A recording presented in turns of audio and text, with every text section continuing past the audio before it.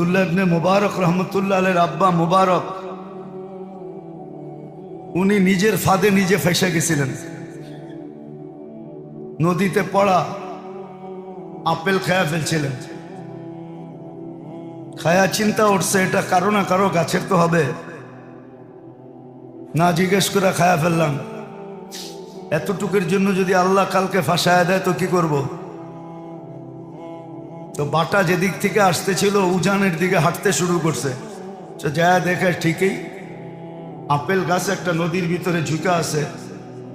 বাগানের মালিকরে খুঁজা বাড়ি করছে যে ভাই তোমার গাছের আপেলই হবে, নদীতে পড়ছিল খায়া ফেলছি, মাফ করে দাও। ওই বেটা ভাবছে মুরগা তো পাইছি, তোরে ছাড়ি তো ছাড়ি কি করে? বলছে এত তাড়াতাড়ি মাফ করা যাবে না, বাগানে মালিগিরি করতে পারলে মাফ করবো, নাহলে করবো না। বলছে ঠিক আছে করব, মাপ দরকার। দুনিয়ায় মালিগিরি সহ্য হবে, আখেরাতের আযাব সহ্য হবে না। একটু ভালো মতে বোঝেন। কিছুদিন পরে দেখে মালিক খুব চিন্তিত। একদিন সাহস করে জিজ্ঞাসা করছে, মালিক এত চিন্তিত কেন? যখনই দেখি এত বড় বাগানের মালিক, টাকা পয়সার তো অভাব দেখি না আপনার, আপনি এত চিন্তায় থাকেন কেন? তো বলছে বেটা তোর কাছে বইলা কি লাভ হবে? বলছে বইলা দেখেন না। বলছে আল্লাহ একটা মেয়ে দিছে, বয়স হয়ে গেছে, প্রস্তাব তো বহুত জায়গার থেকে আসে, রাজা বাদশার ঘরের থেকেও আসে, কিন্তু কোথায় যে বিয়ে দিব সিদ্ধান্ত করতে পারতেছি না। বলছে মালিক এটা তো সহজ, যদি খ্রিস্টানের তরিকায় বিয়ে দিতে চান তাহলে রূপ দেখা দিয়া দেন, আর যদি ইহুদিদের তরিকায় বিয়ে দিতে চান তাহলে মাল দেখা দিয়া দেন, আর যদি মুহাম্মদুর রাসূলুল্লাহ সাল্লাল্লাহু আলাইহি ওয়াসাল্লামের তরিকায় বিয়ে দিতে চান তো দিনদার দেখা দিয়া দেন। বলছে বেটা তোর চেয়ে দিনদার তো আর কাউকে দেখি না দুনিয়াতে, চল আমার বাড়িতে। বিয়ে দিয়া দিছেন, ওই ঘরে আব্দুল্লাহ রহমতুল্লাহ আলাইহি পয়দা হয়েছে। কিয়ামত পর্যন্ত এত বড় মুহাদ্দিসও আসবে না, আল্লাহওয়ালাও আসবে না। সমস্ত আল্লাহওয়ালারা আব্দুল্লাহ ইবনে মুবারকের পায়ের নিচে। বড় পীর বলেন, বড় পীরও ওনার পায়ের নিচে। এত বড় আল্লাহওয়ালা আসবে না। তো যেটা বুঝাইতেছিলাম, সুযোগ তো কাজে লাগাই নাই, সোহবতে যা শিখি নাই। ফার্সিতে একটা প্রবাদ বাক্য আছে, হামসুনিমান ডাঙ্গরে নিস, আমার চেয়ে বড় কে? চিটাঙ্গের একটা প্রবাদ বাক্য আছে, চিটাঙ্গে আছে এখানে, আরত হারত নানারত, আরত হারত আর নানারত। যা আছে আমগো বাড়ি আর আমার নানার বাড়ি আর আমার শ্বশুর বাড়ি, আর কোথাও নেই। এই তিন জায়গায় আছে, আর কোথাও কিছু নাই। আমরাও তো শিখি নাই, ঠিক না? দেখবেন সেলসম্যানের সাথে যে হাসিগুলা দেয়, ওটি যদি বাড়িতে দিত স্বামীর লোকে তো কোনোদিন ঝগড়া হইতো না। দেখবেন অনুষ্ঠানে যেভাবে সাজা যায়, এই সাজাটা যদি বাড়িতে স্বামীর সাথে সাজতো, স্বামীর জন্য সাজতো, স্বামীর কাছে সাজতো, তাহলে মনে হয় জীবনে ঝগড়া হতো না। সব সাজগোজ অন্যকে দেখানোর জন্য। স্বামীরে কি দেখাইবো? বড় বড় চোখ, আমাবস্যা রাতের মতো চেহারা, এটা স্বামীকে দেখাইব। আর অন্যে গেলে একবারে হাসি দিয়ে কথা বলবে। আমাদের উপরে রাগ হয়ে যান, রোগ দেখাইতেছি আর কি, ক্রিটিসাইজ করতেছি না। এটা হলো এই জন্য যে সুযোগগুলা কাজে না লাগানোর জন্য, দুশ্মনকে না চিনার জন্য। আমি চিনি নাই, এ তো দুই একটা দেখাইলাম, আরো অনেক দেখা যায়। অপরের সাথে যেই সুরে কথা বলে ওই সুরে যদি মোবাইলে স্বামীর সাথে কথা বলতো তো মনে হয় স্বামী ডেলি এসে পায়ে তেল মালিশ করতো। অন্যের সাথে খুব সুন্দর নর্ম ভাষায় খুব শালীনতার সাথে কথা বলে, আওয়াজ মোটা হইলেও চিকন বানায় বলে। কি রাগ হয়ে গেলেন? কিন্তু স্বামীর সাথে আওয়াজ চিকন হইলেও কর্কশ করে বলে।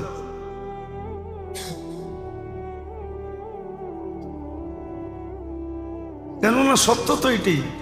রাগ হয়ে যাবেন। বিয়ের সময় তো দিনদারি দেখি নাই, বিয়ের সময় রূপ দেখছি। আমার রূপসী দরকার, দিনদার দরকার না। প্রবাদ বাক্য একটা বাংলায়ও ছিল, জাতের মেয়ে কালো ভালো, দিনদার মেয়ে কালো ভালো, নদীর জল গোলাও ভালো। দিন দেখা তো করে নাই কেউ টাকা। وَإِلَّمْ يَتُوبُوا فَأَنَا طَبِيبُهُمْ أُبْتَلِيهِمْ فِي الْمَصَائِبِ لِأُدْخِرَهُمْ مِنَ الْمَعَائِبِ। সম্মানিত উপস্থিতি, কোরআন হাদিস থেকে যতটুকুই তেলাওয়াত করলাম, আশা রাখি একই সামনে রেখে কিছু কথা রাখবো। সাথে সাথে দোয়ার দরখাস্ত, আল্লাহ আমাদের সকলকে যেইভাবে শোনা ওইভাবে শোনার এবং সাথে সাথে আমল করার তৌফিক দান করে।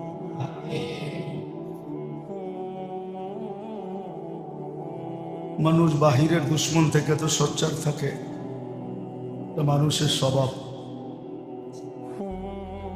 বাহিরের দুশ্মন থেকে 24 ঘন্টা সজাগ থাকে, সোচ্চার থাকে, সচেতন থাকে। কিন্তু নিজের ভিতরে যে কত দুশ্মন, এটার থেকে কেউ সজাগ থাকে। ভাবলে বোঝা যায়, চিন্তা না করলে এটা বোঝা বড় মুশকিল।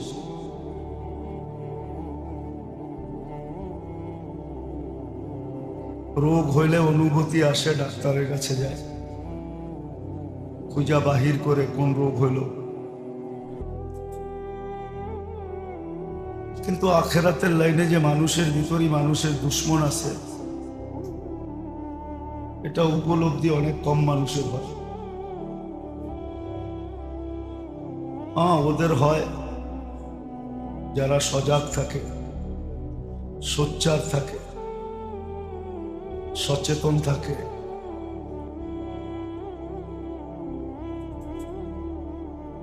বা আল্লাহওয়ালাদের সোহবতে থাকে, তাদের ভিতরে এটা সজাগ হয়, তার ভিতরে অনুভূতি আসে। এছাড়া কারো ভিতরে অনুভূতি আসে। মানুষের বিবেকও কিন্তু মানুষের বিরাট বড় দুশ্মন। মানুষের বুদ্ধিও মানুষের দুশ্মন, মানুষের বিদ্যাও মানুষের দুশ্মন। বিবেকও মানুষকে বুঝায়, কখনো বুঝায় বয়স হয় নাই, কখনো বুঝায় এক একভাবে বুঝাইতে থাকে। ছলনার বা বুঝানোর পদ্ধতির অভাব নাই। যুবকদেরকে বুঝায় এখনো বয়স হয় নাই, কাউকে বুঝায় আমরা কি কম জানি নাকি, কাউকে বোঝায় আমগো বিবেক বুদ্ধি কি কম নাকি। এই যে এই শব্দগুলা, এগুলো হলো দুশ্মনীর নিদর্শন, যে আমার মনেই আমার সাথে দুশ্মনী করতেছে,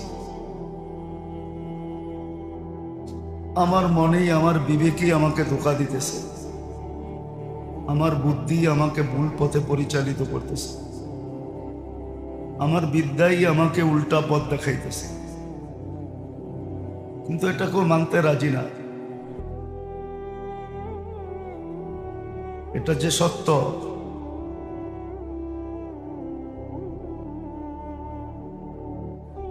তাহলে কোরআন আর এই কথা বলতো না, ইন্নামা আমওয়ালুকুম ওয়া আওলাদুকুম আদুউন লাকুম ফাহদারু। এই কথা কোরআনে আসতো না। যে তুমিও তোমার দুশ্মন, তোমার মালও তোমার দুশ্মন, তোমার সন্তানও তোমার দুশ্মন।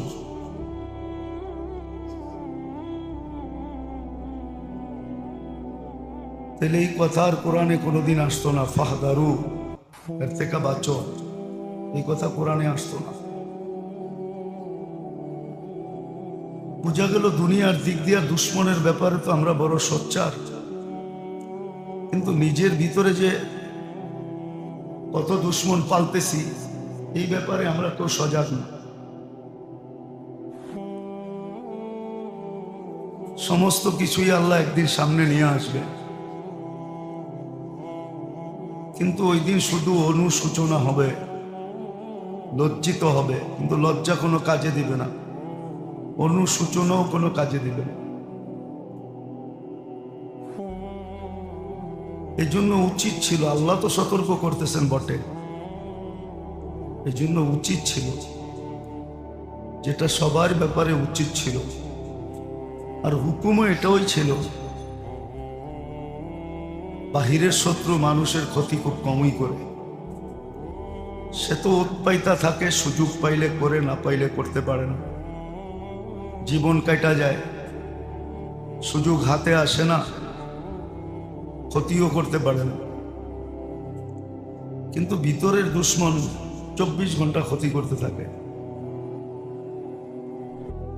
একটু আগেই বললাম, বিবেক উল্টা পথে বুঝাইতে থাকে, বুদ্ধি উল্টা দিকে রাস্তা দেখাইতে থাকে, বিদ্যা উল্টা কথা বুঝাইতে থাকে,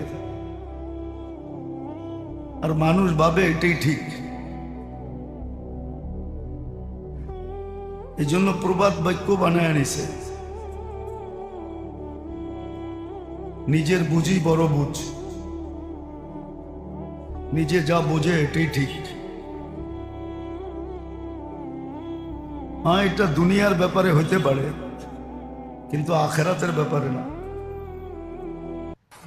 আখেরাতের ব্যাপারে তো সজাগ থাকা চাই,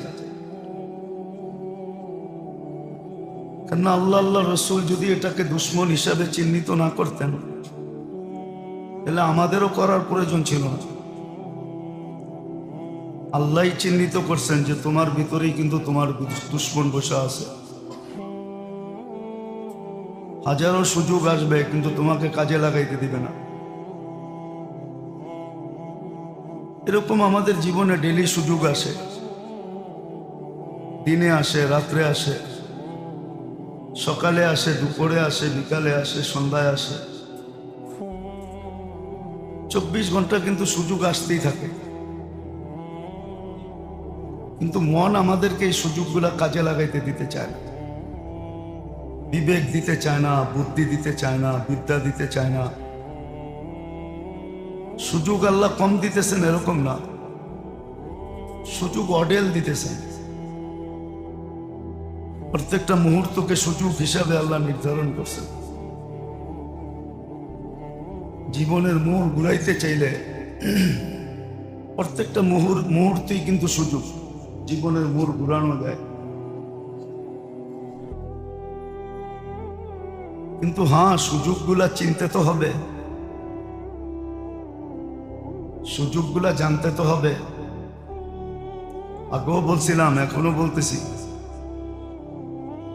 নিজামুল আওকাত তো থাকতে হবে, যে কোন সময়টা কোন কাজে লাগাবো। হ্যাঁ, ঘুমো মানুষের ইবাদত হয়, নাইলে হাদিসে কেন আসতো, এসব করে ফজর পর্যন্ত ঘুমাইলে, ফজরের নামাজ বাজামাত করলে সারা রাত্র ইবাদতের সওয়াব হয়। ঘুমো কিন্তু ইবাদত, ঘুম যে ইবাদত না এরকম না, ঘুমো ইবাদত। নাইলে আল্লাহ ঘুমের সময় কলম উঠায় রাখতেন না, বন্দার বিরুদ্ধে নিতেন না। বন্দার বিরুদ্ধে কলম যায় না, ঘুমায় গেলে বন্দার বিরুদ্ধে কলম যায় না। কলম চেষ্টা করে পক্ষে যেতে, সে ঘুমানোর আগে এমন কিছু করলো কিনা যেটা দ্বারা কলম পক্ষে যেতে পারে। কলম উঠানো থাকে, বিরুদ্ধে যায় না।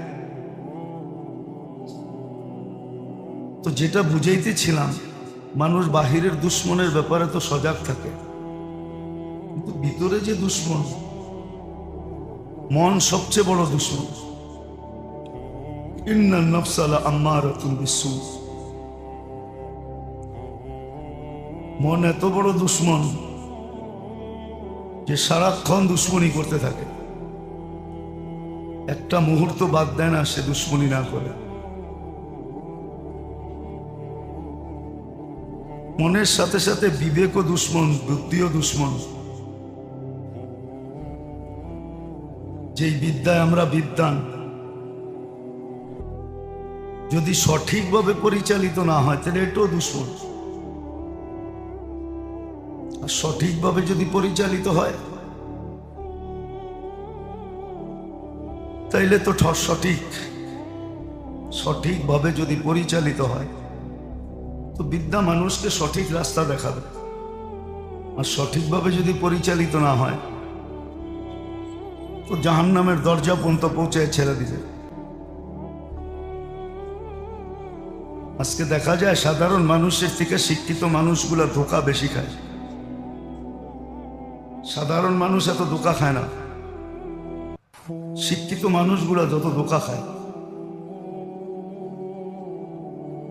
যে যত বেশি চালাক সে তত বেশি ধোঁকা খায়,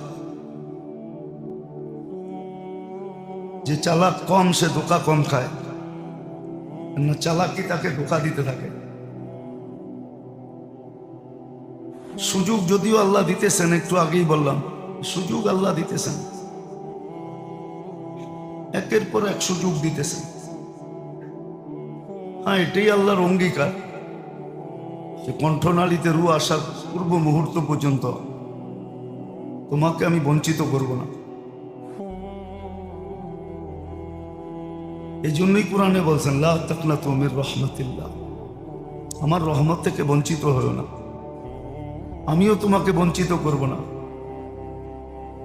কণ্ঠনালীতে রু আসার পূর্ব মুহূর্ত পর্যন্ত আল্লাহ বঞ্চিত করবেন না। আল্লাহ সুযোগ দিতে থাকবেন। কিন্তু দেখার বিষয় হলো কে কাজে লাগাইলো, কতটুকু কাজে লাগাইলো, আর সহি পদ্ধতিতে, সঠিক পদ্ধতিতে কতটুকু লাগাইলো। একটা কথা চিন্তার বিষয়, দুনিয়ার আত্মপাত্য সব বুঝি, সব মোর চিনি, চিকন মোটা সব বুঝি। আমাদের সমাজে কেউ নাই যে দুনিয়া বোঝে না, একসে এক বোঝে। ইদানিং দেখলে তো দেখা যায় যে অল্প বয়সের ছেলেরা যা বোঝে, ওকে যে জন্ম দিছে ধর্মদাতা বাপও এতটুকু বোঝে না। জন্মদাতা বাবা এতটুকু বোঝে না।